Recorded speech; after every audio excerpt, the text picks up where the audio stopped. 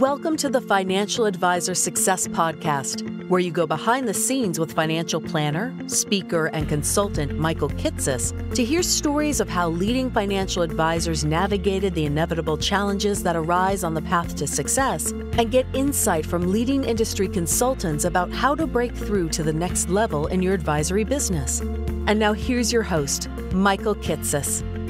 Welcome, everyone. Welcome to the 383rd episode of the Financial Advisor Success Podcast. My guest on today's podcast is Michael Collins.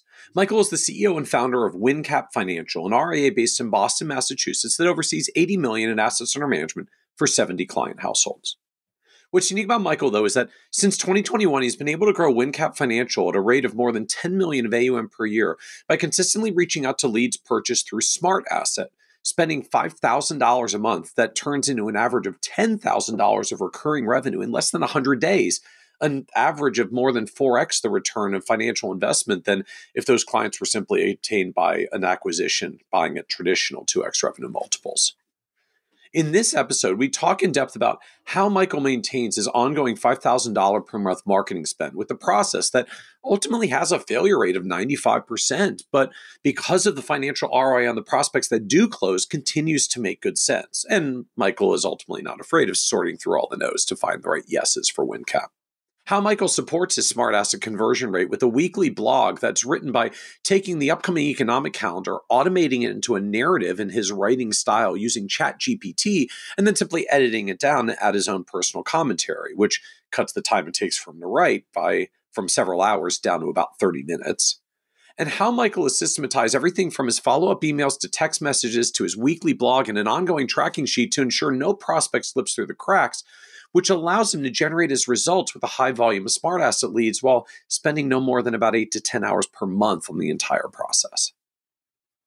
We also talk about Michael's advisor journey that began with selling gateway computer cow boxes in college and getting used to all the no's that came along with computer sales, and how Michael channeled that comfort with hearing no into his career shift to wealth management and his 20 prospects to 30 leads to one client marketing formula. The reason that Michael's decided during the pandemic to take the chance on leaving his then current advisory firm and start his own RIA after realizing that he was already doing the important aspects of both client service and business development himself, which was making it difficult to justify why his current firm might be owed as much as an 80% share of the revenue that he was bringing in. And how when the stress of launching his firm was at an all-time high and a concern for sustainability of WinCap at the end of 2022 was a major challenge, Michael found that acts of service and education by becoming a part-time adjunct professor teaching college students became a key rewarding element of life that helped him to keep going. And be certain to listen to the end, where Michael shares how moving from a large firm-supported environment to an independent practice wasn't as hard as he'd expected because he could easily integrate the tools and platforms he was already familiar with and had some financial ability to get a $50,000 bank loan to buy a big chunk of SmartAsset leads and help further jumpstart his new practice. How surprised Michael was with the amount of support he did get when he launched WinCap, with more than 80% of his previous client base also following along to his new firm within a year. And how Michael had long struggled with taking the leap because of the perceived safety and credibility in being part of a larger advisory firm, but ultimately found that he could get similar credibility by affiliating his new firm with reputable RIA custodians, which helped Michael's clients and also Michael himself find the necessary confidence to move forward. And so with that introduction, I hope you enjoyed this episode of the Financial Advisor Success Podcast with Michael Collins. Welcome, Michael Collins, to the Financial Advisor Success Podcast. Thanks, Mike. I really appreciate you having me on today. I really am glad you're able to join us, and I'm looking forward to this discussion today around, as I see it, kind of the evolution of, I don't know how to frame it, like lead generation services, how we get leads, how we get people to talk to do business with. When I started, there were, if you were coming in cold and you didn't have some natural market to go to, friends and family or former colleagues from a prior career or something, like there were basically two options. Number one was like phone book and a phone, like just start cold calling.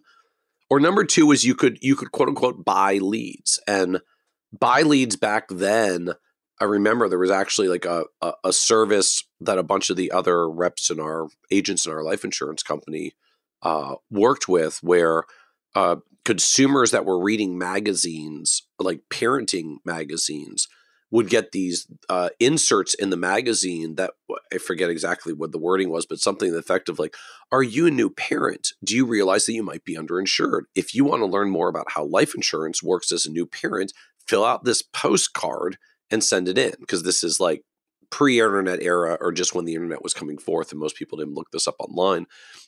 And you could buy leads, and buying leads meant they literally sent you a stack of these postcards that people had filled out in a magazine that said they were interested in learning more about life insurance. And so you could give them a call and say like, "Hey, Mr. and Mrs. Smith, a few weeks ago you filled out a postcard to learn more about life insurance. Well, today's the day. I'm calling you to explain more." And if you were a life insurance agent, that was a pretty good deal. And I forget exactly what the number was, but you paid something like $20 or $30 a lead, or a couple $100 to get like a stack of these postcards that you could call upon. And the industry, I think, has moved a lot since then, and including that most of us don't really try to get information by filling out postcards from a magazine anymore. Now we pull out our smartphones and go onto the internet. But there's still this kind of extension into the modern era now of lead generation services, and like what it looks like if you don't want to cold call and you don't necessarily have a natural market to go to, and you're trying to figure out how you can get leads, get in front of opportunities of people that might do business with you, where you can just air quotes, so you can just spend some dollars to have someone send you some leads so that you've got people to call upon. And I know, Michael, you have been kind of building in this direction in what I very much think of as the modern expansion of lead generation services, which is, today companies like SmartAsset, where you pay some dollars to get leads, and then you can call on the leads and follow up with them and try to do business with them. And so I'm excited to talk about like what it looks in the modern era of, spending some dollars on leads as a way to try to grow and accelerate the growth of your business. Yeah. So, I was really fortunate. I came across SmartAsset at an e-money conference, I believe in 2018. And when they pitched it to me, it just seemed super interesting.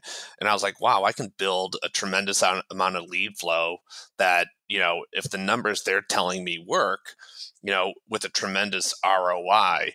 And as a younger advisor at the time, it was, difficult in my own personal network to really drum up leads, and, going to events and, kissing babies and shaking hands can, be very time consuming. So it also seemed, very efficient. So, that was a big inspiration for me. And, I say yes to a lot of events and yes to a lot of projects. So I think by saying yes often, I'm able to discover more, and was able to come across SmartAsset, which has been like a tremendous source of my growth. And, to be honest with you, it gave me the confidence really to start my own firm. So let's just dive right in there. Like for those who are not familiar, just can you explain SmartAsset, like what this company is and what they do? Yeah, they basically, put up banner ads where people with money hang out on the internet. They source and kind of dissect those leads, and then, repackage them and sell them to advisors like you and I. I specifically buy the $1 million+ leads, which are people who self-disclose that they have $1 million or more in investable assets. You don't really get a choice other than geography on how to parse them. So like when people ask what my niche is, I'm like, anyone with more than $1 million. In your general geographic region, or you don't even bother to filter by geography because, hey, internet. Yeah, I do focus. I'm in Mass, and I focus on New Hampshire and Rhode Island explicitly, just to make sure the lead flow is consistent. They usually don't have any issues filling leads, but I want to make sure my bucket is full, so I kind of expand the geography, and I think I can be local to anyone in New Hampshire and Rhode Island. I have done some other experiments with them, and asked them like, hey, where's an underserved market that you're just desperate for advisors, and tried that as well. So they put banner ads on the internet, whatever it is, if you want a financial advisor, click here. Someone clicks there. SmartAsset asks them a few questions like, how much do you have? They say more than $1 million. And then you get to pay to get the inquiries of the people who have responded to this and said they had at least $1 million. Correct. Yeah. And right now I'm buying about 20 of those a month. And that's because, for every 20 I buy for the last 5 years, I get one client. So, and that really, the number is for every $5,000 I spend, I'm getting about 10K in reoccurring revenue within 100 days. So I'm just mathing that. So it's $250 a lead to get 20 million plus prospect leads. Yes. Mm-hmm. Okay. And is that literally how they charge? Like you pay per lead, you pay like a monthly subscription fee, you pay a percentage of the client revenue when you get the client? Like what's their model actually look like? Yeah, you pay per lead. They used to let you kind of get as little as you wanted in terms of lead. Like, hey, let me try it out. Let me get 3 leads. But, I think SmartAsset found that if you start really low, you get very few at-bats. And if your close rate is 1 out of 20 and you only get 3 leads a month, it could be like 9 months before you see your first win. So you'll fail before you see the fruits of your success. And I had experimented with the lower tiers. The tier 2 leads are $250 to $1 million, and they're less than half the cost. The problem I found when going with those tier 2 leads is that they're self-disclosing their investable assets. And I don't know if half of that's locked up in a 401k in their current employer. So when I went to $1 million plus, even if half of their money is locked up in a current 401k, it's still a good client to onboard. When I was going to ask, I guess this is just my own jaded skepticism of the internet. Like, I understand, they're sending you people that have $1 million plus opportunities because they clicked the button on the internet to say they're $1 million plus leads. Or do they really all end up being $1 million plus leads? Like, do consumers actually self-disclose that accurately and willingly on the internet about how much they've got that they're willing to work with? Yeah, I find that they're pretty honest. I will say that, when we dive into the metrics on this, I don't hear back from 40% of the leads. They show no sign of life. They don't engage, never hear a peep. But 60% I hear from. I've never had anyone be like, oh, I really only had $50,000. I just wanted to see what would happen.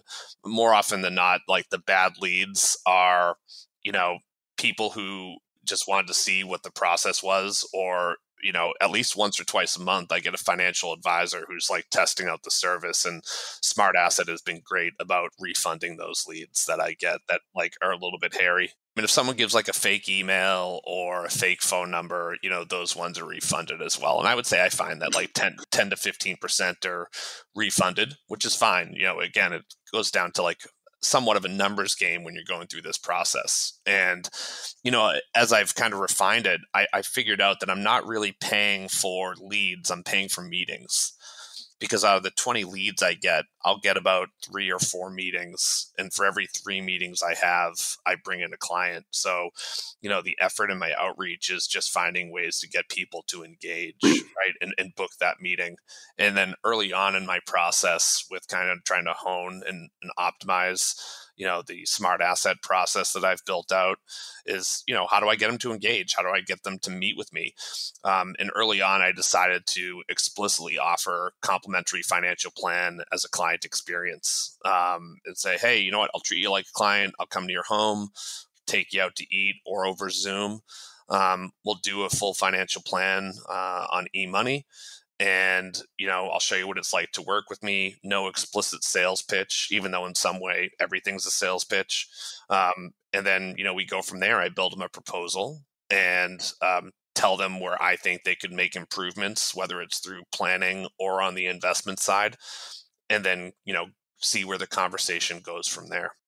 Interesting. So it feels like from a sales end, this is not unlike what a lot of us do. Just we get in front of some prospects who are interested in meeting with us. We say, I do some initial financial planning with you to show you the value that I can bring to the table.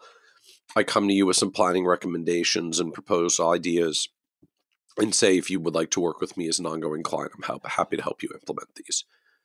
Yeah, And exactly. you're closing about a third of those, which I know is not dissimilar to a lot of just broad-based marketing strategies. In the seminar marketing world forever, the standard formula was 10-3-1.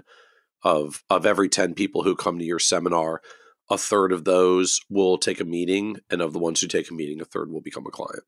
Yeah, And I've heard that before too, and I feel like SmartAsset's 20-3-1, which isn't bad. I'd love for it to be 10-3-1 yep, though. yep. Well, and I guess it makes sense to there is a little bit of a looser affiliation on the internet of who fills out forms online, right? So to me, from what you're describing as it's flowing, like there are good leads there. There's just a little bit more stuff you got to sort through to get to them. Yeah, exactly. You do need to work and nurture the leads. I mean, I mentioned the 100 days is the average close time. But, since the start of WinCap, my longest close was like almost a year because this guy had to wait to liquidate some real estate before he was a client. And then once I launched my firm, a SmartAsset lead from 3 years ago from my prior firm, reached out to me and he's like, I'm finally ready. So, I think that, nurturing these leads is a huge part of it. If you just call them once or twice and then be like, well, they didn't answer, and then never talk to them again, your hit rate's probably going to be meaningfully lower. So can you talk to us then around, just with more detail, like how does your process actually work to get to the 23-1 every 5K of spend is $10,000 of new revenue in 100 days? Like when you get a SmartAsset lead, like what do you do? What's the process? Yeah, the first thing is super important, and that's speed to lead. So, to the detriment of people in my personal life, if I get a lead, I'll probably pause what I'm doing and be like, let me call these people really quick to at least leave a voicemail or hopefully have a quick intro conversation. So how does that lead come in that you're then doing that, speed to lead response? Yeah, I get an email just right to my work email account. It goes there. It gives me some pretty, generic information like, are they retired? Are they working with advisors? Do they care about ESG? How much money they have? What is their income level? And that's really the gist of it. But, for my initial call, like that doesn't matter a whole lot. All those other details, like what matters the most is like that they're at least showing some interest in working with an advisor. That's really the biggest part of it. And then they also tell me how far away they are from retirement, which could kind of change the tenor of my initial interaction. But, usually with these million plus leads, oftentimes, they're 1 to 4 years away from retirement. I feel like a lot of people like fill out these internet surveys on a Thursday night after 2 glasses of wine. And they're like, hey, let me see what happens when I fill this out. But, the engagement's been great. And, I've gotten some of my best and favorite clients from this service. And it's just been, a game changer for me. So the lead comes in and you said your first thing is a phone call. So not an email response. You want to call them. Yeah. And that's kind of through some of my research, right? My highest chance of having a meeting is getting them on the phone first and then trying to book a meeting and then going from there. If I don't get them on the initial call, I have a pretty well scripted voicemail where, I say, hey, this is Mike. SmartAsset connected us. I'm a wealth manager and fiduciary. We give 2 hours of complimentary advice to all potential clients. And I'm an approved manager at Fidelity and Schwab. So if you have an account at either one, it's usually pretty seamless to work with us. And then I just give my contact information. After that, I kind of immediately send the email, which gives a lot of the same information. I'll include like a hyperlink to my LinkedIn profile, the firm, my Calendly, but the turnover into meetings via the emails are just much lower. After I send an email, SmartAsset will tell you to call them like 3 times in the first week. But then, I feel like people get annoyed because SmartAsset gives the lead to two other advisors. I find myself often competing with like Ken Fisher. I'm convinced they buy every SmartAsset lead in existence. But sometimes that works in my favor because I don't think everyone wants to be like a number at a really big institution. They might want some more personalized service. So then after about a week or so, I will then, follow up with another call. And if they don't answer, this time I'll follow up with a text message, which is very similar to my initial outreach and my email. Like, hey, this is Mike, SmartAsset connected us. We do give 2 hours of complimentary advice. If this is something you're interested in, we'd love to, book an intro call or schedule the meeting. And I find that the text message, gets a lot of responses, either like, hey, not interested, stop bothering me, or yeah, sure, call me in 20 minutes, right? Like the prioritization of what people answer, like emails or text messages are pretty high on that list in terms of a response rate. So I actually want to take one step back to the first call and then kind of come forward to this follow-up call after a week. So you talked about if like you try to do the call quickly when the lead comes in, what's that conversation and what are you trying to get to in that conversation if you actually get them? Yeah, I always kind of make a joke about it because I don't want to seem like I'm some guy at a call center. So, I'll do the initial pitch of like, hey, SmartAsset connected us. I'm a wealth manager and fiduciary. Does that ring a bell? Because I don't want to come off as spammy. And sometimes I'll explicitly say that to kind of bring their guard down. Because we get so many spam calls. I'm sure you do and I do and everyone listening does. And they're like, yeah, that does ring a bell. And I'm like, do you have 2 minutes to just talk about why you filled out the silly internet survey that connected us? And they're like, yeah, sure. And then I quickly find out like what their pain points and hot buttons are as to like why they clicked on this internet survey that connected us, which, is getting to the heart of like, what are their hot buttons? Why are they interested in potentially working with someone? Whether that's like, oh, I'm not happy with my current advisor, or I'm about to retire and I need help going down the mountain, things of that nature. And it can be different every time, right? But, I think the key is to find out why they engaged initially. So maybe this is just my own like bad assumption.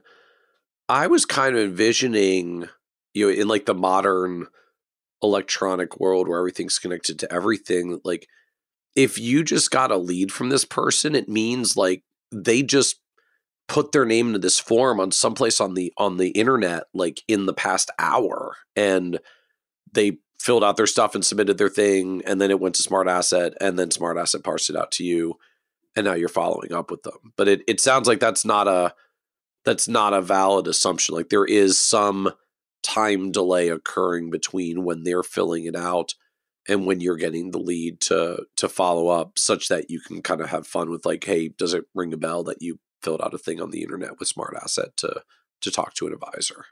Yeah, I don't think there's a huge time delay. That's just kind of like a verbal tactic, I think, to like bring their guard down that, hey, I'm not a spam bot, right? Or, because I'm calling them and I'm pretty much going right into like talking about how much money they have, which can be a conversation. But, one of the things that's helpful is that they've already kind of disclosed it. They fill out the form.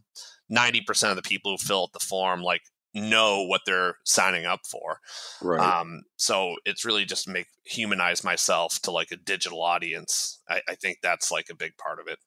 Well, because I am envisioning this like someone enters this stuff on their, whatever, on their phone on some website, and then it's like 20 minutes later they get a phone call. It's like, geez, that was fast. Or 20 minutes later, they get 3 phone calls. Oftentimes, especially if I'm the first, I'll hear someone else beeping into the call I'm on because I'm like, oh, there's the other advisor. So I'll also try to be like, hey, you might get calls from 2 other advisors, just so try not to get annoyed, just to kind of make the client experience a little bit better for them, So when you talk about speed to lead, this is no joke. Like, if you see this email come through, like you drop everything to make this phone call. Sounds like relatively quick phone call usually, but like you drop everything to make this phone call on the spot. Yeah, I mean, within reason, right? If I'm out at dinner, I'm not going to like walk away from the dinner table. But, Okay. if I'm talking to one of my analysts or assistants or a coworker, I'll be like, hey, I just got a smart asset lead. Let me call you right back. Okay. And it sounds like these are not long calls. Either you're going to leave the voicemail and it takes whatever it is, 30 seconds to leave the voicemail. If you get them on the phone, I guess, like, how long is that conversation and what are you trying to get to at the end of that conversation? Yeah, if I get them on the phone, I think the max conversation is about 10 or 15 minutes. I mean, I've definitely had initial calls that turned into 45 minutes or longer, but generally it's about like, hey, here's what I do for people like you. And, what are your hot buttons? Why did you click on this internet survey? And then that conversation is an easy 15 minutes. And then it tries to morph into, so should we schedule some time? I'm willing to come out to your house or take you out to eat or do it over Zoom. And they either say their availability or they're like, hey, follow up with that email and then we'll circle back via email. And then, the kind of conversation goes from there. And thus, I mean, just notice you said like, I can come to you or we can grab a meal together or we can do it with Zoom. So you're still leading on the in-person end of it because you're trying to get leads in the general geographic region. Yeah, and just based on the data I have, the in-person financial planning meeting just has more buy-in and efficacy for the end client than over Zoom. And that's just been my experience. I don't have the exact number in front of me, but I would say like my close rate on prospects that we do in person are probably 25% higher. Okay. So that's why, particularly if you're at the point of like, my 20 leads this month cost me $5,000. Like, yeah, if making it in person boosts my final close rate by 25%, like that's pretty material amount of dollars given how much these leads cost. So yeah, I'm going to buy me some more local leads and I'm going to try to get some of these to be in person. Yeah. And then, my time sink into this isn't tremendous. So for 20 leads, assuming I do 3 meetings at 2 hours each and there's some driving time involved, I'm probably spending less than 8 to 10 hours a month on my smart asset process to do this. Because, a lot of the people you don't hear from, out of the 12 people I see a sign of life from, I'm only booking 3 or 4 meetings, and assuming the meeting's 2 hours each, it ends up not being like a giant time suck. It's a pretty efficient use of your time. That's interesting. I just that you frame it that way because I one of the things that we do in our advisor marketing studies that we put out every other year is that we look at how advisors rate various marketing services overall, but including some of the lead gen services. And we've seen a pretty strong trend that for most advisors, the biggest weighting that we give to like satisfaction with lead services is the quality of leads, which essentially like the percentage of leads that turn out to be good, decent leads that book meetings with you and that you had a real shot at it. Or viewed another way, like most advisors seem to be pretty negative on lead services that are the kind of, I think as you'd even framed it, like the numbers game. I got to go through 20 leads that aren't a fit to get to 3 meetings to get to one client, that they don't want to take the time to do all the follow-up with all the non-qualified, not good fit leads just to get to one client at the end. And you're making an interesting case that like, no, it's really actually not that much time. Like the ones who don't fit and don't respond, like it takes you a minute to leave them a voicemail and have them never respond to you. Like it's not that time consuming. Most of the time is just the people you see that are live prospects that you probably would have gone to see as live prospects in any scenario. Yeah, exactly. And you hit on a really interesting point. I think that, our field, there's a lot of big egos in this field. And I think people don't like hearing no. So if you've been reasonably successful and have a reasonable ego, you might not like the idea of 40% of the people like not wanting to engage. And out of the 12 that engage, you only book 3 meetings. But, if you flip that on its head and look at the ROI, it's actually like, I don't care about the people who say no. I only care about the people who say yes and want to meet with me. The rest of them is like, yeah, it took me 1 minute to leave a voicemail to 8 people who I'm never hearing from. And the rest that engage, like, that's where I spend most of my time. We also do other things. I have a weekly blog that's, 50% written by artificial intelligence to make it efficient, that we put everyone in this weekly marketing drip. We can see who reads it and how often they read it. And that's another way to kind of like, hey, I've never engaged with this prospect. I put them on the list for our blog 2 years ago, and they open the email multiple times a week. They're obviously a fan and know who I am. Let's reach out again. Tell us a little bit more about this weekly marketing thing. Like what is the content you're sending out, and how exactly is AI like playing into this? Yeah, so I was really fortunate. I do some adjunct teaching at a couple colleges. So, I got access to AI and ChatGPT about a year before the general public. And, I felt like, I got early access to Napster back in 2000. Like I was the first guy in the street with a CD burner. I was like, this is like adult Napster. And I was like, how could I use this, to enhance my practice? And, the weekly blog, I think, was, the biggest benefit for me. A lot of people are doing research in AI, like, can it help you with investing decisions? I think the jury's out on that. But I think creating great marketing content is really, the best use case for people in our field. A big part of the blog is what happened last week and what's happening next week in the markets, whether that's economic data or earnings. And there's just so many sources on the internet that are just like fact-based. It's not copied. I'm not stealing other people's content. It's just like, hey, let's take this economic calendar and have AI rewrite it in like a really nice fashion.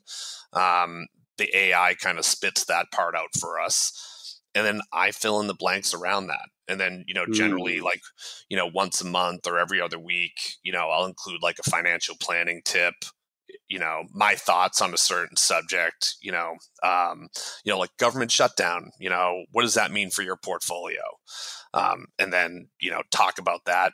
And all my clients are on the blog too. So I found that it's been a really helpful way in communicating my thoughts and ideas to my current clients, because they know I'm thinking about stuff, because if I get a call from like 3 people about, I'm worried about the government shutdown, that probably means I have 15 clients worried about it, but they're not like confident enough to call me and bother me about it. So the blog lets them know like, hey, this is what Mike thinks. He doesn't think it's a big issue because in the past it hasn't been a big issue. So it keeps them in line with my thoughts. So I think it serves 2 purposes. And then I get to see who's actively reading it as well. And we do that through Substack. Oh, and you distribute through Substack. So not on your own, not a blog on your own website. It goes live on the Substack service, and then you're using all the Substack metrics to track the engagement. But one of my interns who became an analyst actually embedded the Substack's blog into our website. So it feeds there pretty naturally. Okay, so clients can still find on your website. Prospects can discover it through the Substack ecosystem, and Substack's still managing all the data and the email list distribution and such, because that's what Substack does as a newsletter service. Correct. So I want to understand a little bit more just like how exactly you're creating articles and where ChatGPT flows in. So I guess Mr. Charville is like what kinds of prompts are you giving ChatGPT to do this? Is it like, please summarize all of the, major economic milestones of the coming week, enter button, and then it just does its thing? Or it's even simpler than that. Like oftentimes I'll take the Barron's economic calendar, copy it into ChatGPT and said, please rewrite this in a better writing style for my blog. And then I might have it rerun that like 5 or 6 times, take the multiple drafts it's created, and then kind of Frankenstein that together, and then marry my own words around that. And like now I've trained it in my own words. Like I've done so many of these blogs, so it knows my writing style. And I'm actually not using the standard Chat GPT there's like another model they have, like it's like GPT-3. It's not that standard chat model that everyone gets, because that tends to kick out the same answers. So the version of the ChatGPT I'm using lets you kind of like fiddle with the intellectual freedom it gives you in the responses. So I've kind of like tuned that in pretty well into my own writing style. So that way, it doesn't sound like someone else is writing it, because it's been trained on my own words and my own blogs. Yeah, I was going to ask, just for folks that are not familiar and have not been down this road, like, what does it mean to train GPT in your style? Like, just how does that actually work? Like, what do you do to train it in your style? Yeah, so there's these models inside ChatGPT that you can save. So I have like a saved template inside ChatGPT, and I call it the investing blog. And every time I do some more writing or it gives me a response, I can give it like a thumbs up or thumbs down in the lower left-hand corner that says, hey, this is pretty good, or hey, this is bad. And then I can tell them, like, look at my past blogs if I want to go. I usually don't go that deep because the results I get are pretty decent. And again, it's just reciting facts. So, usually that doesn't go too far off the rails. And I also can dictate like how long I want the response to be. Sometimes I'll say like, hey, summarize this in 2 sentences for like an unsophisticated audience, right? Like if I sit there and ramble on about CPI, like someone might not know what that is. So Right. I try to have little explainers and stuff in there as well. And then, calls to action as well, but I don't want to seem spammy. The blog is really meant to be educational.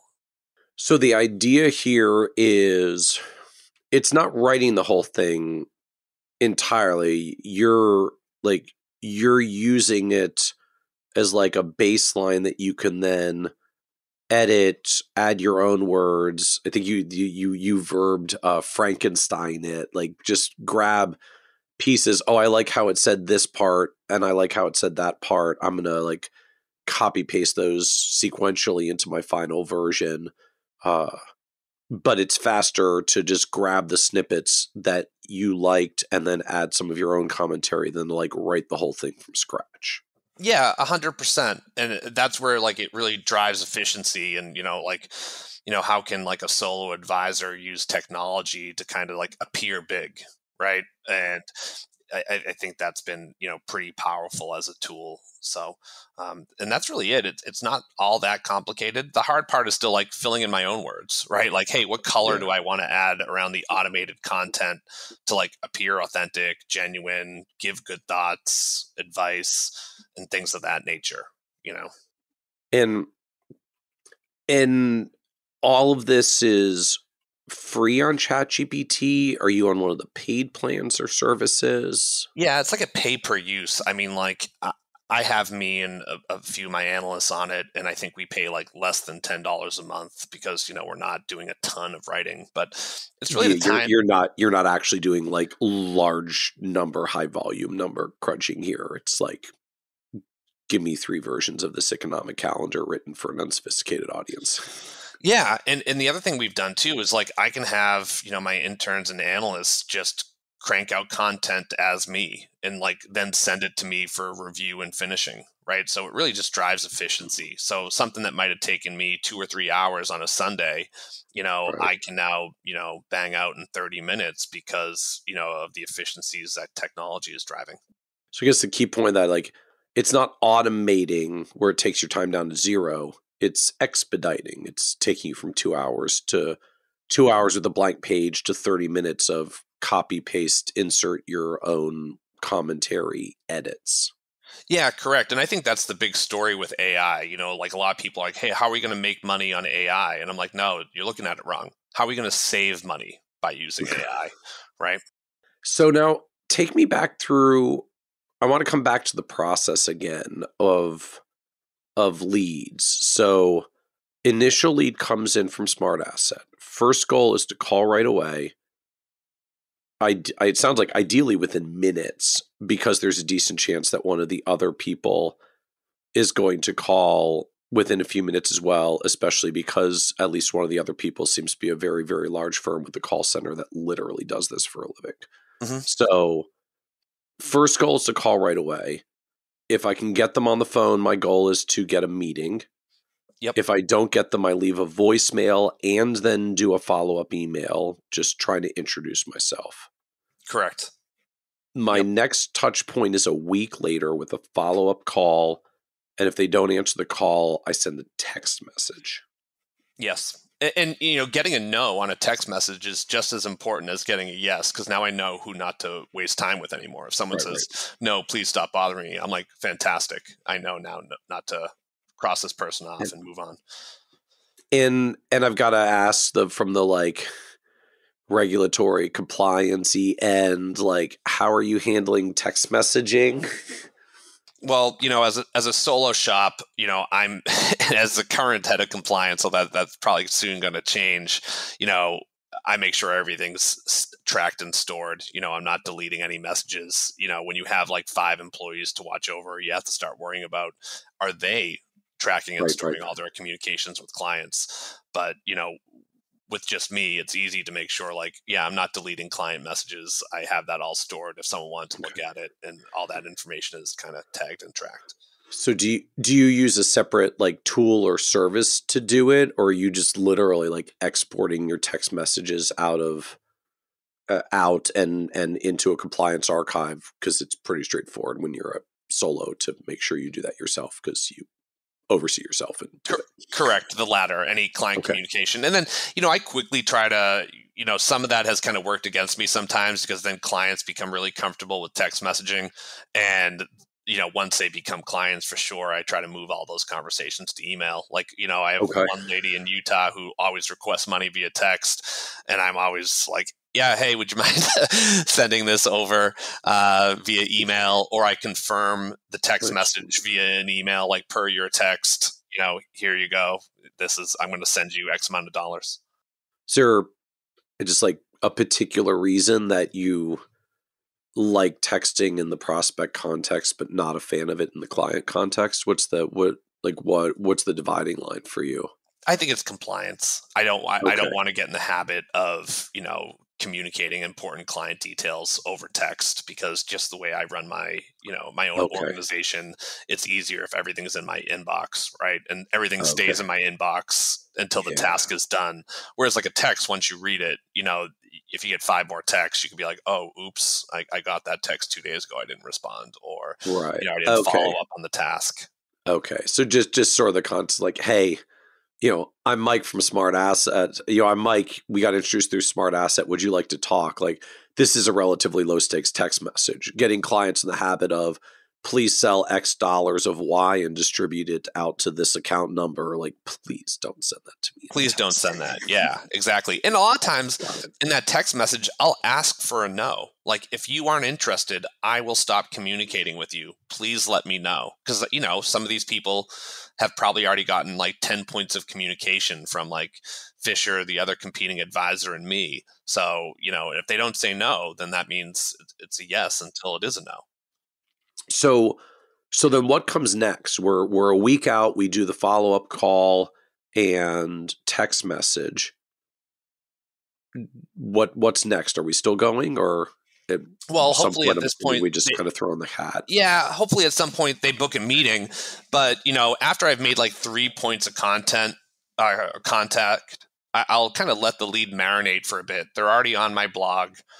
I've had a lot of great success. If the market's having a terrible day, a terrible week, or a terrible month, I'll be like, hey, this is the day I go back and call leads from 6-3 months, even a year back, because at this point they might not have the confidence that they did in an up market, or dislike their financial advisor at the moment. So I do tactically, like on days of weakness or periods of weakness, kind of really aggressively harvest back on that list, because when the market's up, everyone feels smart, and when it's down, they're like, I don't know if I know what I'm doing, right?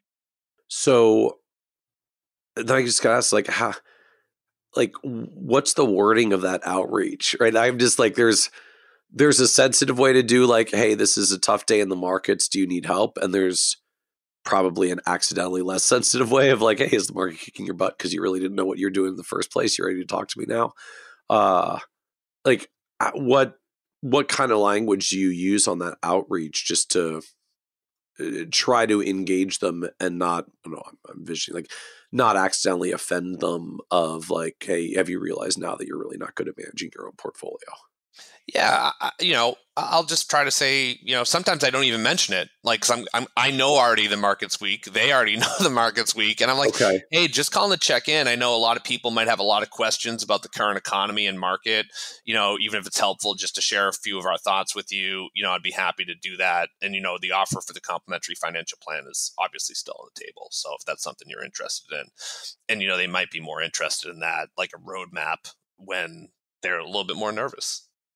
So when do you add them to your drip marketing list, this like weekly email? Is that right up front when they come in as well? They're also getting tagged on, or is that at some point after you've made a certain number of outreaches that landed or didn't land that you put them into the weekly blog drip? Yeah, before I write my blog every week, I go through the people who I've gotten contact information from and add them to the blog. I don't go like as soon as I get the email information from them, I put them on. I kind of do it on like Saturday or Sunday evening. I'll go through like Okay. any leads I got that week or anyone who's emailed me about something. I put them on the blog at that point just to be efficient, right? And then I'll also, I'll devote one day a month to go back a few months. So like, I think I'm scheduled to do that on Monday. I have it blocked on my calendar where like Monday, I'm going to go back to all the leads from like October and November and give them one more ring because they might have like totally been turned off by how many people called them in the first week. And then like say, hey, you know what? I'm not interested. I didn't think I was signing up to be called 15 times. And then, Right. 3 months later, they might be a little bit more open to a conversation. And they might have received some of my content already. So they're, some more familiarity, with the brand. So, So I see what you mean though, that like for every 20 leads that come in, you're spending like 5 minutes right when it comes in. Granted, you have to be a little bit reactive. Like it's 5 minutes when it comes in for the 20 leads to do the outreach and leave the voicemail and send the follow-up email if you don't get them. If you do get them, maybe it's 10 or 15 minutes on the call. So like you're maybe 2 or 3 hours in the first round of those. Then you've got a shorter subset that you're doing a follow-up because some of them are already giving you no's or saying, I changed my mind. Please don't contact me, whatever it is. So you got like maybe another hour or two of the follow-ups. Then that gets you down to 3 or 4 meetings that are an hour or two each, and someone closes, and like you're $5,000 and 10 hours later, you've got $1 million client. yeah. And wash, rinse, repeat, and I've been doing that since 2018 with, a good deal of success. And, there's other little things that we'll do. I'll highlight people who, the 9 people who engaged but didn't book a meeting. Like I'll proactively follow up with them more than people who have like never engaged at all. So I'll on my little spreadsheet that I have that keeps track of all my marketing data, I'll go back and say, hey, John Smith here said he was interested, said to send a follow-up email and that we'd book a meeting, but that meeting never happened. So let's give him a ring and then follow up with him on that day. The way my ADD works, I probably will devote a day to the people who have engaged with me, and then I'll devote another separate day to the people I've never engaged with, just so I set my expectations for a lot of no's on those days. Just good for like mentally stealing yourself. Like this is going to be a day of rejection, but if I get one, that's awesome. Yay. And, I talk a lot about that with like my team. It's like, hey, I'm going to call people until I get a call, or I'm going to call people until I get a meeting. Because, since I've been doing this for so long, I have like 1,000 millionaires on a list and 1,000 people who read the blog where I can now like go back and, continue to harvest that. Because, someone who said no 5 years ago might have changed their opinion today. And now I haven't gone back from in 5 years for any leads or prospects, but like the oldest one I said was, I think 3 years it took to bring him in the door, and he's going to be a fantastic client. So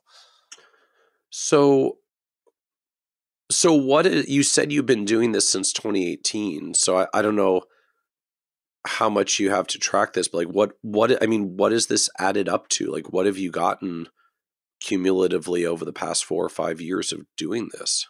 Yeah. So, we've brought in, I only have the data since I started my own firm. I wasn't able to take the data when I launched my new firm. But since late 2021, we've spent $70,000 on SmartAsset and have generated $86,840 of revenue to date.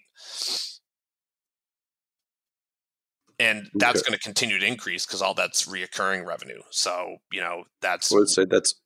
So like $70,000 of one-time spends, $86,000 of annually recurring revenue. That's revenue already generated. Okay, like just mean like you've billed and collected. Billed and collected, yeah. So the longer we go on, right, the longer the clients stay on, the larger that total revenue collected, will be, right? So do you have a sense as to what that is just in terms of assets, asset flows? Yeah, that number, I think we've generated about $140,000 of reoccurring revenue.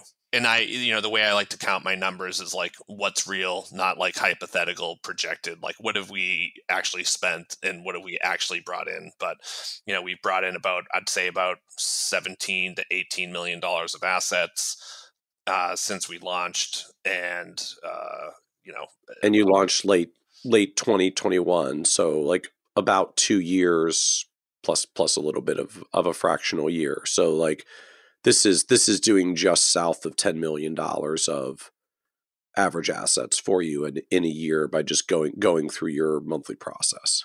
Yeah, correct. And really happy with the numbers. Even when I launched, one of the biggest risks I took was ended up taking out a $50,000 bank loan to really just dump into SmartAsset because I had the confidence that it worked. Wow, that's a lot of confidence.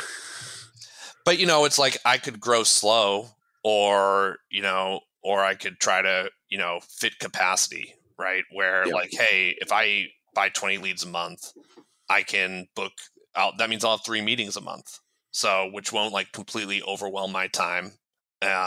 And I probably wouldn't want to buy too many more leads a month because then I'd feel like I'd be driving myself a little crazy in terms of like constraining my own time and stuff like that.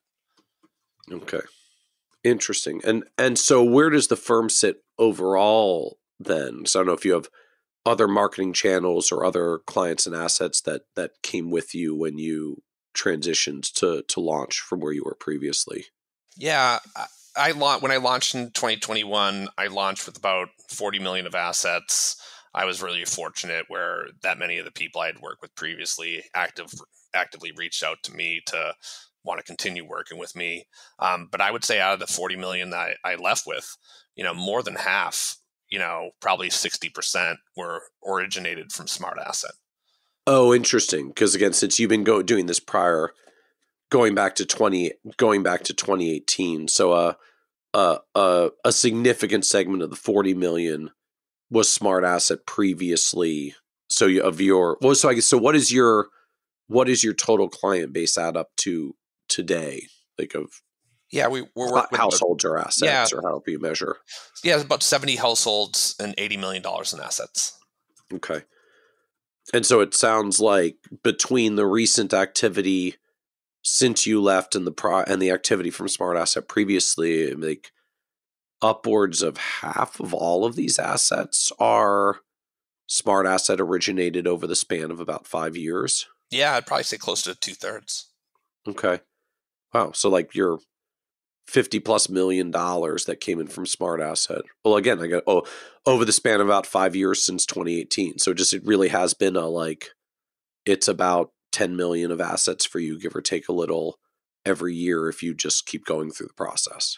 Yeah. And I'd say it's been top heavier recently. Like in 2018, when I started this, I think I was spending like 5 or 10 grand and the 5 or 10 grand, 2x in reoccurring revenue. And I'm like, well, this makes sense. Let's increase the budget. And, I kept on doing that. And then at some point, I think I hit a wall with what my old firm was willing to let me spend versus what I think I should be spending to maximize growth. And, that was kind of when I started thinking about, maybe I should go off on my own. when you're part of a larger organization, and you're growing fast, and you need marketing dollars to do that, I think some of the financial incentives were out of line. Is probably the best way to phrase it. They paid me a decent base and they gave me a small percentage of revenue upside. So I only got, at that firm, I was only getting 20% on the upside, but they were responsible and approved of all my expenses. And at some point, if I wanted to spend more, it would have to come out of my pocket. But I'm like, with only 20% of marginal revenue, it doesn't make sense for me to spend out of my pocket. So then there was some dispute about, like, hey, how do we square peg this round hole? And, right. Like, hey, I've got a marketing formula that's working great where I spend, I spend 5K and I get 10K, but this doesn't work if I spend 5K and I get 20% of 10K. Like, that math doesn't work anymore. Yeah, this seemed to be like the biggest roadmap for my own growth. So, I started to try to see like, hey, how can I make this work inside an organization? And, an extra complication was that I was part of an organization that was acquired. So then it became a question of like, who pays for Mike's marketing expenses? Does the corporation pay for it, or does the local office pay for it?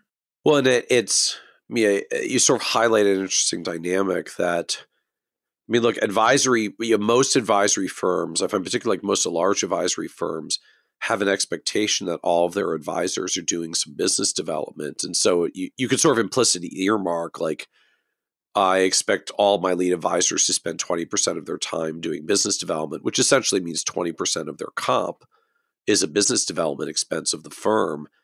But it's so baked into the firm that nobody tends to look at the line item of marketing expenses embedded in lead advisor salary. But it gets really noticeable when someone shows up with a tactic like yours where, no, I'm actually making my time really efficient and I'm generating the leads by spending dollars, but the dollars show up as a line item in a way that a percentage allocation of staff salary nobody really looks at the same way. Yeah, and I think you hit the nail on the head there, right? Is that sometimes when you're part of a large organization, you can kind of get like lost in the metrics. But when I look at it, I'm like, listen, we're spending $1 and we're getting $2 reoccurring. Like, we should be able to figure this out. Well, and I chuckle hearing that. So it's like you said you were in a firm that got acquired, and so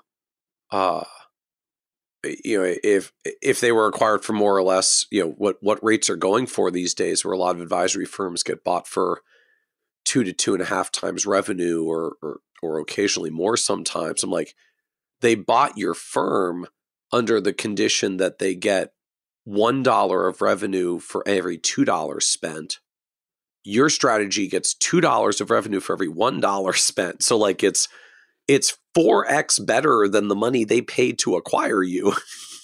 Yeah. But they couldn't figure out how to handle it. Yeah, that was it. And I think that I have to be careful here a little bit. I think the local office had some incentives on growth for like another layer of their compensation. Okay. And that kind of muddied the waters a little bit in terms of like, well, we don't want to spend too much because like we have our own metrics to hit to make sure we get like what we're looking for. And then I'm like, well, that kind of works against like my own goals, right? And then it's the challenge in large firms. Like, how do you figure out how to create these incentive structures if you have lots of different advisors that grow lots of different ways with lots of different offices that have their own relative preferences, and you can try to tell everybody they have to do what the home office does, but a lot of us in the independent world don't like to do what the home office says because we're independent for a reason. And like big, nothing against any of the firms like this, but just, it's the messiness that comes with at least some big firms that are trying to figure out when you aggregate a lot of different independents, how do you create the systems that keep everybody aligned when independents tend to be a little independent minded about how they do things? Yeah, it's like herding cats, Yeah. So So then I've got to ask though, like coming back to the comments earlier, like how do you think about, and I'm sure you don't frame it this way, this is my words, but like, you're paying for a lead generation service with a 95% failure rate.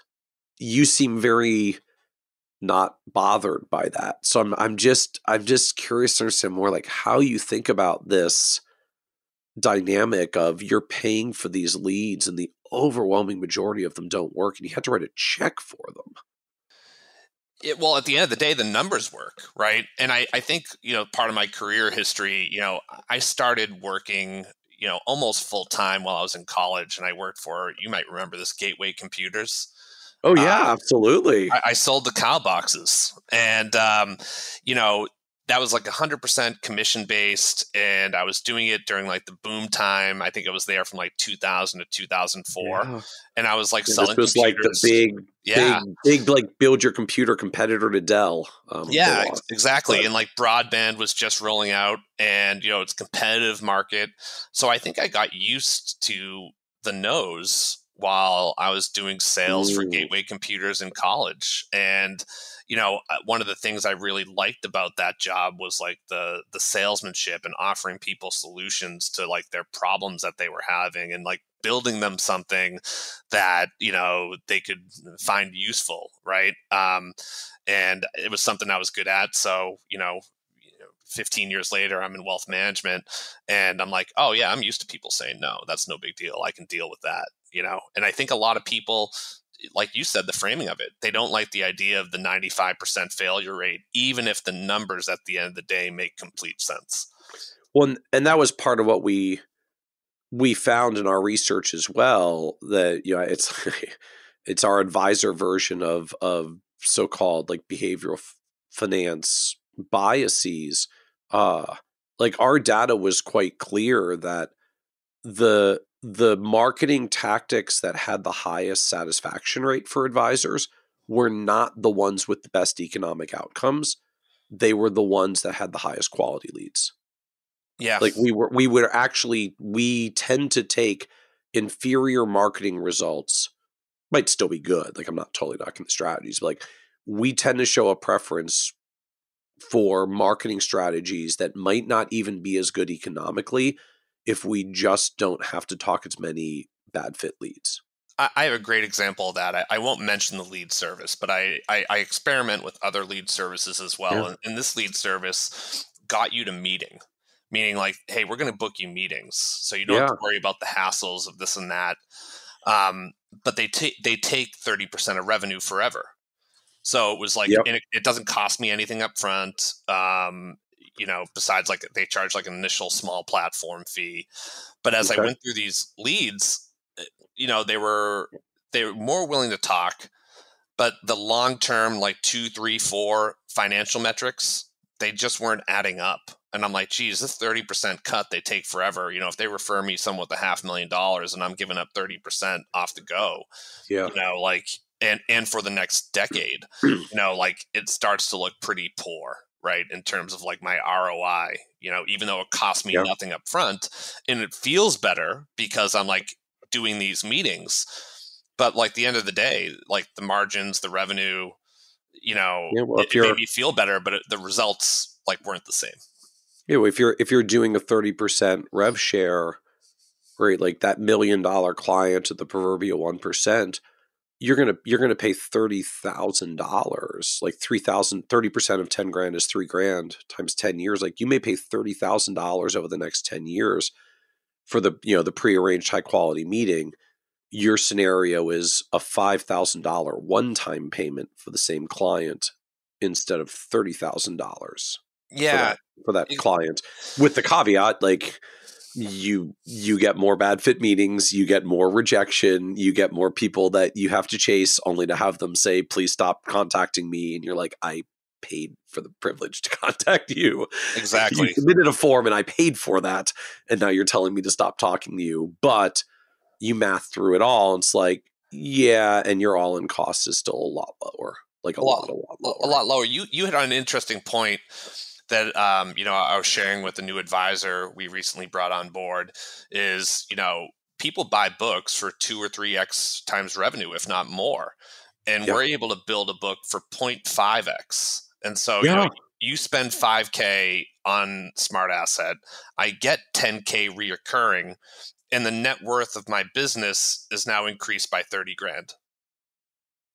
Yeah, that's true. If you look at it from an enterprise value end, every $5,000 you spend on marketing is $20,000, $25,000, $30,000 of enterprise value in 100 days. Like your spend to enterprise value is like a 5 to 6x multiplier in months. And I talked to plenty of advisors who were like, what about buying a book? And I'm like, yeah, but you're going to pay 3x, and that you should do it if you need the economic runway and you have the financial resources to do it. But you can build it if you give yourself a year to 18 months. You can build it at a significantly lower cost.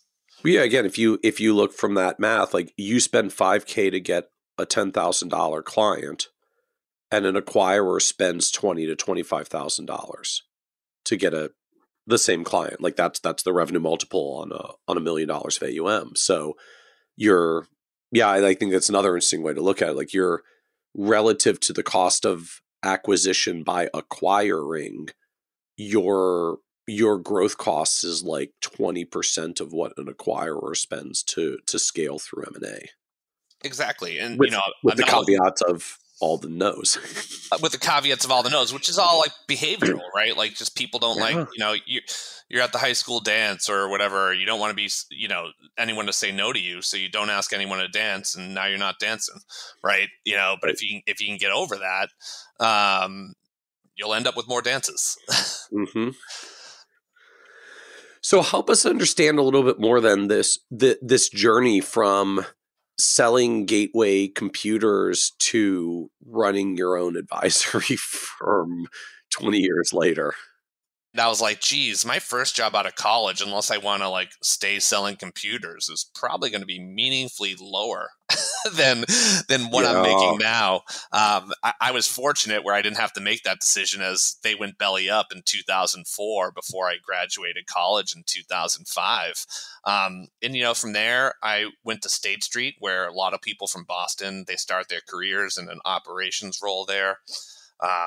I spent about, a year or two in operations. I was fortunate where State Street at the time paid my master's degree full boat. So I took advantage of that right away because, their compensation for entry level wasn't the best. So I might as well take advantage of this really juicy benefit. I got my master's degree in 2007. That led to a promotion for me at State Street, where I took a job out in California on the institutional relationship manager side as like a junior RM in their San Francisco office. I was really, really jazzed about that opportunity. The job was great, but I would say like the support system and the lifestyle like wasn't the best. In terms of like, you're in a big organization, right? Like, and you're away from the home office. So like, training isn't as good and things of that nature. And then I also moved out there to take that job in 2007. So I kind of walked right into the financial crisis.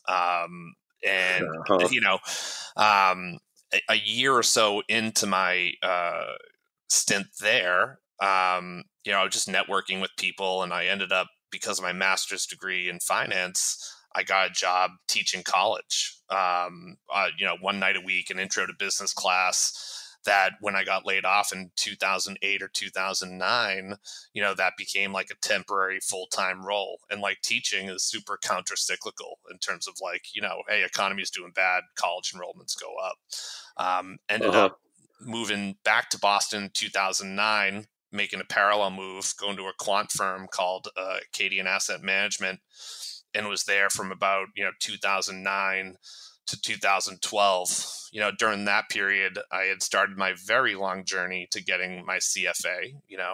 I definitely failed each exam once, so it was definitely a long path. So you had the great pleasure of doing the CFA on the 6-year cycle. Yes, I was on the 6-year cycle, but at the end of the day, it's like the guy who graduates at the last of his class with a doctorate degree. He's still a doctor. So, and I probably learned more from having to take it a few times. And I'm not something I'm ashamed of either. I think it's more of a It's brutal, yeah. perseverance than anything else. Was there I don't know, a study service, exam prep like thing that you ultimately used that got you over the hump for these? Yeah, the CFA boot camp, and I'm going to blank on the guy's name at the moment, but the CFA boot camp, I think if you Google that, was instrumental to my success because, my stubborn nature, I'm like, I'll just do this on my own. I'll study, I'll work hard. And the self-study aspect, I know can be challenging for a lot of people. And then when I started taking these classes on strategy on how to pass the test, that was kind of like got me over the hurdle every time. Okay. Very cool. And So then, you're working for Acadian mm-hmm. we're still in like institutional, money management world at this point, right?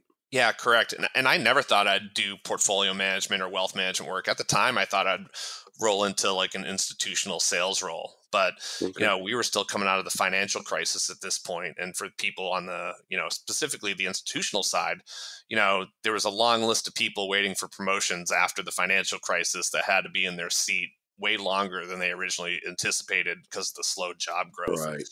So I started looking elsewhere, and I was fortunate where the Northern Trust satellite office in Boston, gave me a call, and we had a successful interview. And that was a big pivot for me in my career because they did ultra high net worth wealth, and I didn't realize it at the time, like how kind of high end in the market they operated. Because looks like it's if you've been in the institutional world, Northern Trust working with Deca millionaires is like really down market. Like, look at all these little like $25 million account balances when you're used to an institutional world. It's just from a wealth world, like those are really big clients. Yeah, and they were really sophisticated. They were almost like institutional light.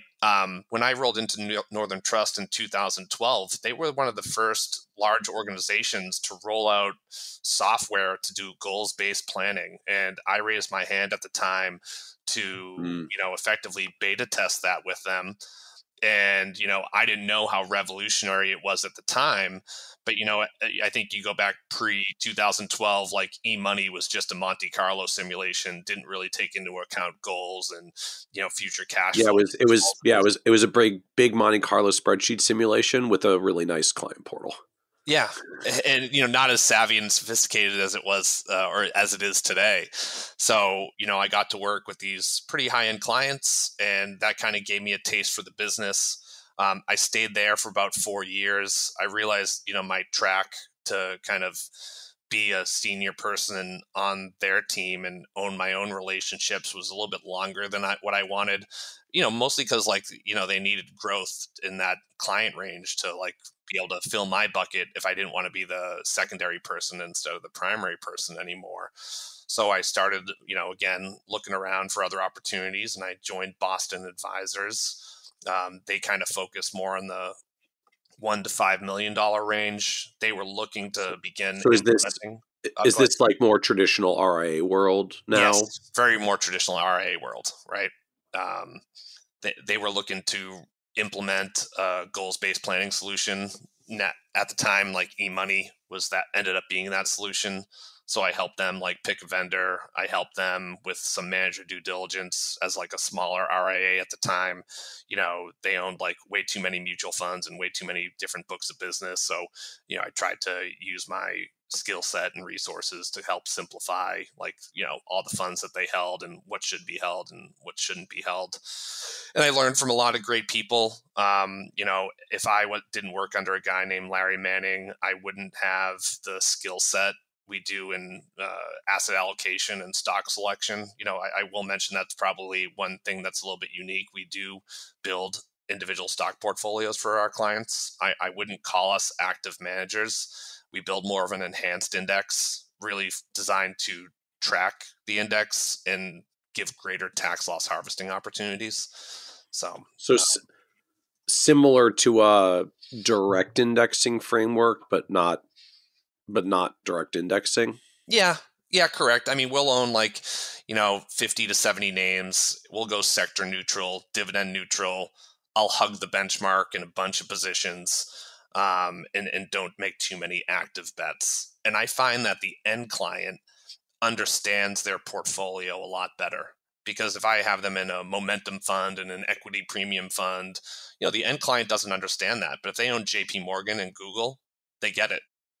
So then what comes after Boston Advisors? Did your firm launch from there, or is there another step along the way? Yeah, Boston Advisors was acquired by Cap Trust late in 2019, I believe. And I think, the founders of Boston Advisors were, getting a little bit older and looking for an exit strategy themselves. Right. And, Cap Trust was a really great fit, great organization. But the challenging part for me was the economics and where I came in at. So that was the tough part. And then, during the pandemic, because you weren't a partner at Boston Advisors, you were an employee advisor. So when Cap Trust came in, like you're not part of the partners, owners, equity deal. You're the employee that's moving along in the transaction. Correct. And I felt like I was traded to a different sports team. It was kind of that was the feeling, Pretty good analogy, I think, of what that's like sometimes. Yeah. So this is the firm. This is now the level where you got to the, we do some marketing costs, but if you want to do more, you've got to pay it out of pocket. And you're saying I can't pay it out of pocket if I only get 20% of the revenue back. Like that math doesn't work anymore. Yeah, correct. Okay. So then what else was revelation for you in the pandemic? Well, we were all working from home. I had, the digital lead process at that time. There were a lot of people who boots on the ground network, but, that was out the window. And I was like, wow, what a great, aside from all the turmoil, just relating to this one aspect in particular, what a great opportunity there is, because now, there's a lot of people in need of advice. That whipsaw at the start of 2020, the market dripped down 30-40% and then quickly recover 30-40% and higher, made a lot of people's heads spin. And I'm there, with digital leads with my hat out, just catching them. And I was like, wow, this is great. And then during the pandemic, I kind of realized that hey, I'm bringing in the money. I'm managing the portfolio and the relationship. What is my current firm offering me to justify, an 80% take of revenue? And I was like, office space and software that I can go out and buy on my own. And, I started just the thought process of what would it look like if I left? To me, it's a strange fascination point to me that a lot of the large firms have increasingly leaned in this direction of, how do we get all of the advisors at the firm, to do business development and bring in more clients. And it's like, well, if they were really good at doing business development and bringing in their own clients and servicing their own clients, then they might not need you anymore. Or then you're basically serving like an independent broker dealer platform. We give you the, the compliance and the tech, and you run your own businesses. And well, that's fine. But independent broker dealers have 90-something% payouts, not salary plus a moderate percentage of revenue. If you push your advisors to do business development and learn to do that, then it seems like a lot of them get to the place that you ultimately came to, which is I'm actually pretty good at getting my own clients and servicing my own clients now. Why again do I work here? Yeah, and that was the question I really asked myself. And then, I was serving two masters, right? One, my clients, and then two, the local office and the corporate office. And I'm like, my real boss is my clients, right? At the end of the day. So, it also helped me simplify things a lot too, where, some of the, oversight and management and processes and procedures, I just felt like where I was at was holding me back a little bit. So how hard was it to adjust to actually hanging your shingle and being out on your own when it sounds like your whole career was in larger firms with support platforms, mostly very large firms? I mean, you were at some institutional folks like State Street and Northern Trust. So what was it like to go from large firm supported environment to you are actually running your own independent solo practice? It wasn't as hard as I originally thought. I already had a good idea of what platforms I wanted to use, and they were really similar to the platforms I was already using. So I was like, all right, well, I'm going to use Black Diamond for performance, eMoney for financial planning, which I had a deep experience in. And then it's like, we connect the data, and then here we go. And I have someone who's going to offer me support to kind of do the grunt work and the administrative side in terms of like, hey, when someone's onboarded, like what's the process of like the data integration stuff, which, Because sounds complicated initially, but then it's just a process. because when you transitioned, you did have some clients and a few tens of millions of dollars coming with you. So there was some revenue to get at least a little bit of team support out of the gate. Yeah, for sure. And, through the college teaching, I think the students are really happy if I bring them on board because they're getting above market payouts. But for me, I'm getting a discount on effectively my revenue. So like everyone's happy in that situation. Like the financial dynamics are in line. And why Black Diamond and eMoney? Just there's a lot of choices in each. When you're going on your own, you have to make all the choices. There's a lot of choices in each. One, I was familiar with it. Two, my clients were familiar with it, and it would have been a bigger lift to be like, oh, and I use this, I'm using Morningstar Performance instead. And then I'd have to like recoach them on like what that is and how to operate the website. But if I used a really similar tech stack, it made it pretty seamless. Because I guess Boston Advisor / Cap Trust were Black Diamond eMoney platform or firms already. So this was familiar to everyone. Yeah, and if it's not broke, don't fix it. I think Black Diamond's like a little bit more on the expensive side, so I could have saved a few bucks by, potentially using like Morningstar or another service, but I was happy with it and I was familiar with using it. I didn't want to jump to a new organization, even if I created it, and have to like re-educate myself on a bunch of new software. I wanted to be able to just plug in and go. So from the flip side, then what surprised you the most about building your own advisory business? The amount of people that were willing to follow me once I started. I didn't know in advance like who would follow and why they would follow. But I was just surprised by the amount of support I had with the people I worked with, especially coming from like a large organization with a fair amount of street credibility. I'd be like, well, if I just, leave and like, 30 to 40% follow me, then, I'll be in decent shape. Right. But if I leave, I didn't think the number would be double that, which, it ended up being more than double that followed me within a year. And I was just like forever grateful and surprised by that. So that's been, something I'll, forever grateful to those clients who decided to follow me when I left. But, it goes back to like betting on yourself and, taking out that bank loan. And I'm like, hey, regardless of who follows, I think I can grow this thing. And I think the fact that I custody at Fidelity and Schwab and I got approved on their platforms was, a big part of the success, because I think that makes it easier. Most of my clients were at Fidelity and Schwab. And my sales guy at Fidelity, the one who brought me on board, was like, you're the last guy we're letting in with 25 million. We're upping our, and I thought he was just selling me, but apparently they moved it right after to like 50 million for new advisors. So I was also, again, another part of my career where I got really lucky.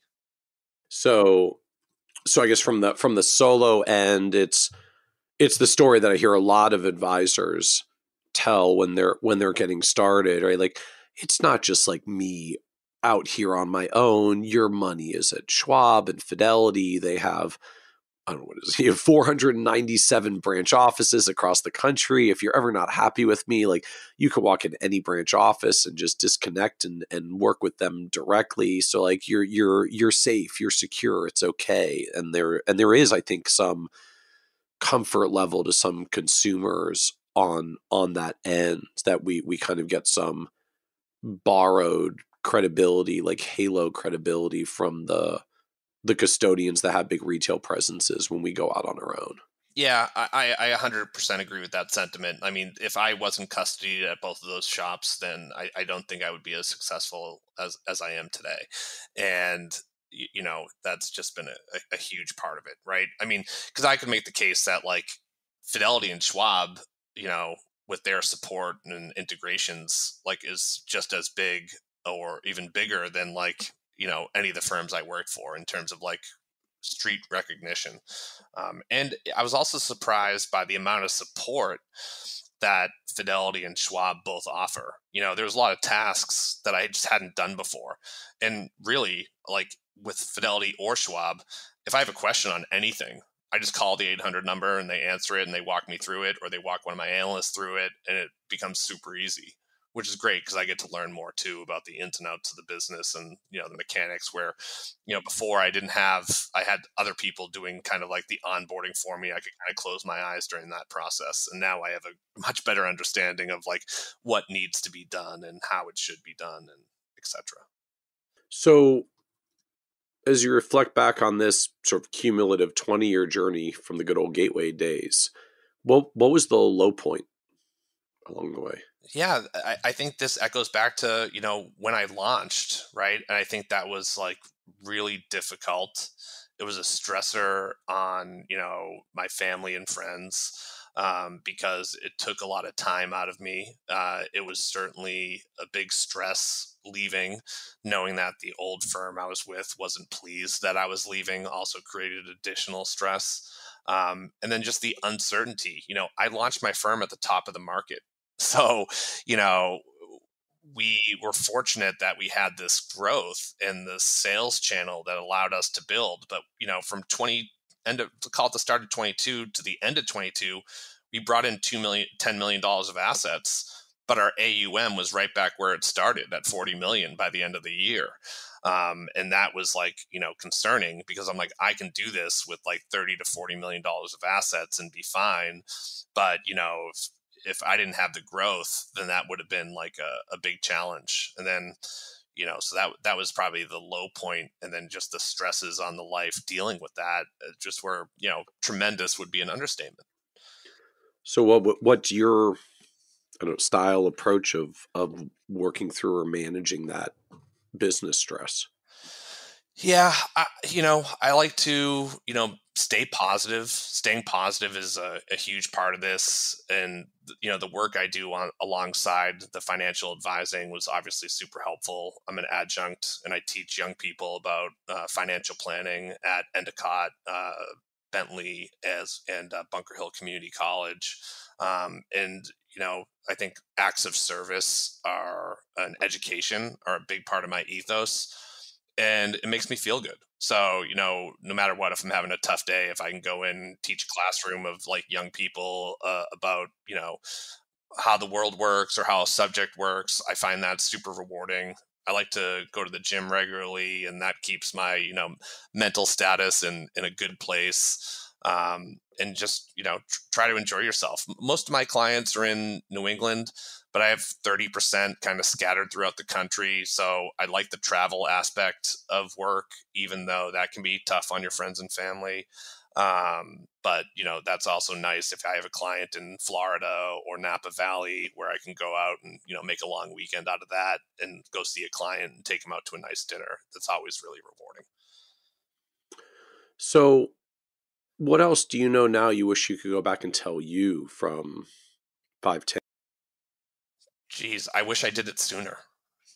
That was one of the things that like the fear of the unknown, especially when you've kind of worked at a bunch of big corporations, you have that security blanket of working inside a big company. Doing it sooner, I would have been even better served, by in my career. And, I think however we define success, I think it would have been better had I even started earlier on this journey. So any other advice you give younger, newer advisors like looking to come into the industry today and get started? Yeah, I mean, I think you have to be confident in your ability to engage with potential clients.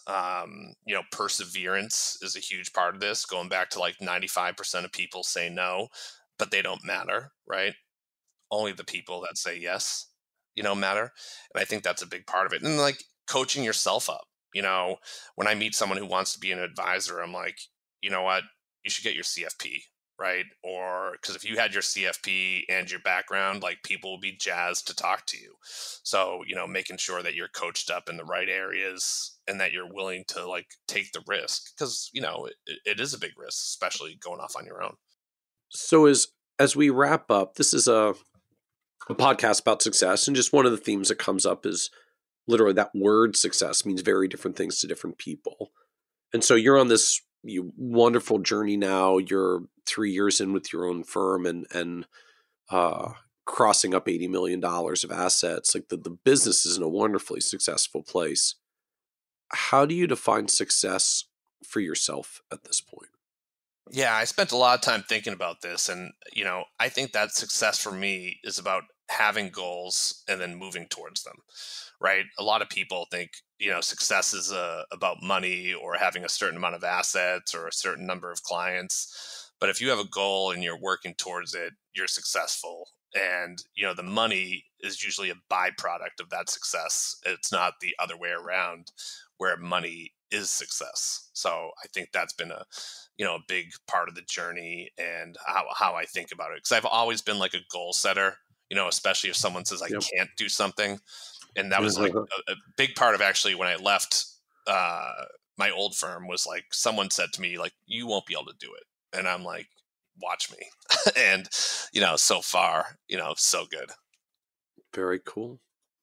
Very cool. Well, thank you so much, Michael, for joining us on the Financial Advisor Success Podcast. And thanks so much for having me, Mike. Absolutely. Want even more ideas, tools, and resources on how to break through to the next level of success as a financial advisor? Check out the leading financial planning industry blog, Nerd's Eye View, at www.kitsis.com, where Michael covers the latest practice management trends and financial planning strategies. And by joining the members section, you can earn IMCA and CFP continuing education credits, along with exclusive member content. Get it all now at www.kitsis.com.